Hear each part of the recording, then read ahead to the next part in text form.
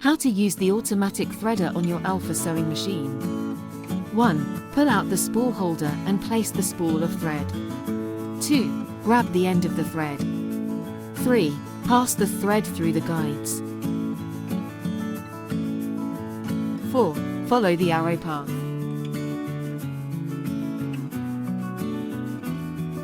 5. Raise the thread take-up lever and pass the thread through. Match the marks.